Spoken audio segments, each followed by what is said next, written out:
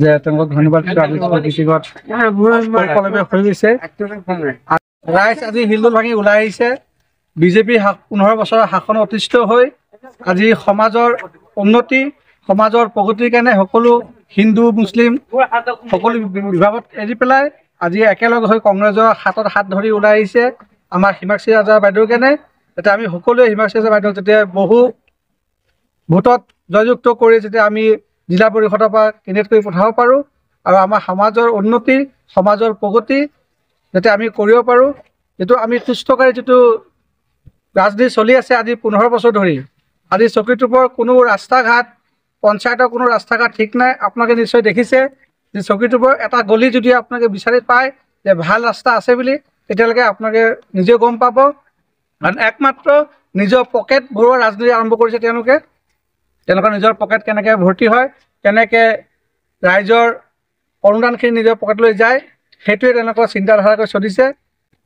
যাৰ কাৰণে আজি আপোনালোকে দেখিছে মানুহ, আমি আশা যিমান কৰিছোঁ তাতকৈ অধিক মানুহ আজি আমাৰ মিটিঙত সমগত হৈছে, সকলো বৃদ্ধৰ পৰা নতুন প্ৰজন্মলৈ।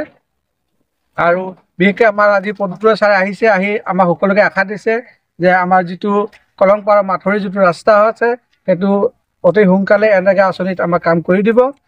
ৰাইজৰ সকাহ হৈছে যেতিয়া আমি পানী প্ৰত্যেক বছৰে আমি পানীত ভুগি থাকোঁ, যদি আমাৰ এই মাথৰিটো আমাৰ কাম সম্পূৰ্ণ হয় নিশ্চয় আমি বানপানীৰ পৰা আমি সকাহ পাম।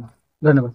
আমাৰ জিলা পৰিষদত হিমাক্ষী ৰাজাটো এইবাৰ জিকিবই, গতিকে নিজেই চাইছে আমাৰ চুটোবৰ পঞ্চায়তৰ চকীটোবৰ ৰাস্তাবিলাক, গলি গলিবিলাক, আৰু আমাৰ ইয়াৰ বিজেপিৰ যোনবিলাক নেতা আছে সিহঁতৰ খালি পকেট গৰম কৰিবলৈ কাৰণে ঘূৰি ফুৰিছে।